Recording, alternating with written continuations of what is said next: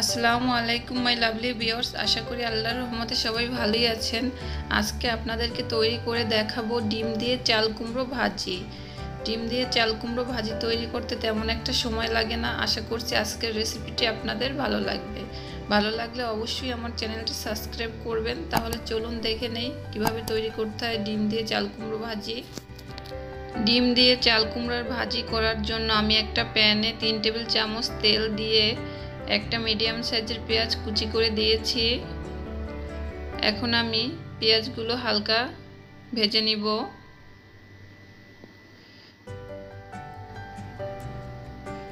পেঁয়াজগুলো আমি হালকা ভেজে নিয়েছি।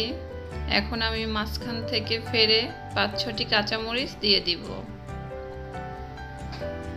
এখানে আমি মাঝখান থেকে ফেরে 5-6টি কাঁচামরিচ দিয়েছি।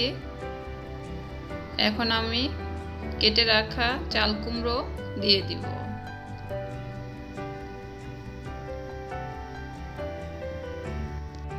কেটে রাখা চাল কুমড়ো আমি দিয়ে দিয়েছি।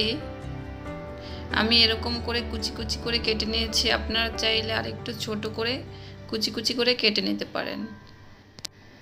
এখন আমি হাফ টি স্পুন হলুদের গুঁড়ো দিয়ে দিলাম।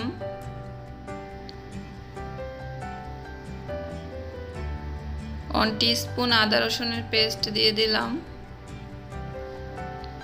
এখন আমি স্বাদমতো লবণ দিয়ে দিয়েছি।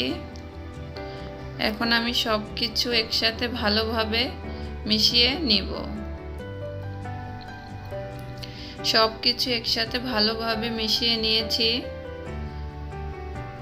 এখন আমি ঢাকনা দিয়ে ঢেকে দেব 5 মিনিটের জন্য। ফিরে আসব 5 মিনিট পরে। চুলার আঁচটা মিডিয়ামে থাকবে। 5 মিনিট হয়ে গেছে। ভাজিটা আমার 50% সেদ্ধ হয়ে গেছে। এই পর্যায়ে আসলে ভাজিতে আপনারা ডিমটা দিয়ে দিবেন। এখন আমি একটা ডিম ভেঙে এখানে দিয়ে দিলাম। এখন আমি আবারও সব কিছু ভালোভাবে মিশিয়ে নিব।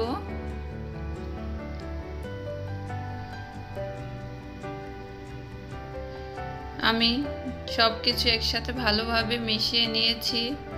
এখন আমি আবারও ঢাকনা দিয়ে ঢেকে দিব 3 মিনিটের জন্য। চুলার আঁচটা মিডিয়ামই থাকবে। 3 মিনিট হয়ে গেছে। ভাজিটা আমার প্রায় রান্নাটা হয়ে গেছে। এখন আমি স্বাদমতো ধনিয়া পাতা কুচি দিয়ে দিব। স্বাদমতো ধনিয়া পাতা কুচি দিয়েছি। অবশ্যই রান্নার মাঝখানে আপনারা লবণটা চেক করে নেবেন, কম হলে দিয়ে নেবেন। এখন আমি আবারও সব কিছু ভালোভাবে মিশিয়ে নিব। সব কিছু ভালোভাবে মিশিয়ে নিয়েছি। এখন আমি চুলার আঁচটা হাই হিটে রেখে 1 মিনিট ভাজা ভাজা করে নিব। 1 মিনিট হয়ে গেছে। ভাজিটা আমার ভাজা ভাজা হয়ে গেছে, দেখতেই পাচ্ছেন। ভাজিটা আমার একদমই কমপ্লিট হয়ে গেছে। এখন আমি চুলা থেকে নামিয়ে নিব। আপনারা বাসায় খুব সহজেই অল্প সময়ে তৈরি করে নিতে পারবেন ডিম দিয়ে চাল কুমড়োর ভাজি। এই ভাজিটি গরম ভাত, রুটি বা পরোটার সাথে খেতে খুবই অসাধারণ লাগে। আপনারা বাসায় অবশ্যই ট্রাই করবেন। আশা করছি আপনাদের ভালো লাগবে। আমার এই রেসিপিটি যদি আপনাদের ভালো লেগে থাকে অবশ্যই আমার চ্যানেলটি সাবস্ক্রাইব করবেন। সবাই ভালো থাকবেন, সুস্থ থাকবেন। আজ এখানেই শেষ করছি। আল্লাহ হাফেজ।